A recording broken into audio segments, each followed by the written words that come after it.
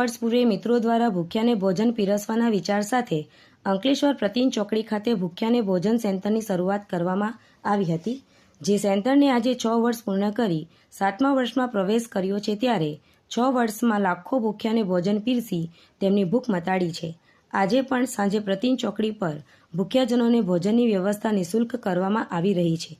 તો કોરોના કાળમાં લોકોને ટિફિન તેમજ ફૂડ પેકેટનું વિતરણ કરી અનોખી સેવાકીય પ્રવૃત્તિ કરનાર ભૂખ્યાને ભોજન સેન્ટર દ્વારા 6 વર્ષ પૂર્ણ કરી 7મા વર્ષમાં પ્રવેશ કરતા અનોખી ઉજવણી સ્વરૂપે ભૂખ્યાજનોને ભોજન સાથે ચાલુ વર્ષે ધાબળાનું વિતરણ કરવામાં આવ્યું હતું।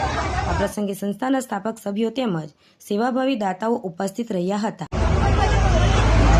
નમસ્કાર મિત્રો, હું અતુલ મુલાણી।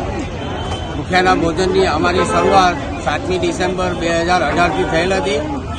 હું અતુલ મુલાણી, માંગીલાલભાઈ રાવલ અને આર્યન શુક્લા અમે 3 મિત્રોથી આ શરૂઆત થયેલી હતી। તે પછી અમારી સાથે મંગલમ પરિવારના ભરતભાઈ પટેલ, હમ ટીવીના અસલમભાઈ એ બધા મિત્રોના સહયોગથી, દાનદાતાઓના સહયોગથી અમારું ભૂખ્યાનું ભોજન અવિરતપણે આજે 6 વર્ષ પૂર્ણ કરી 7મા વર્ષના મંગલ પ્રવેશમાં પ્રવેશ્યું છે। ખૂબ ખૂબ આભાર બધા દાનદાતા પરિવારનો।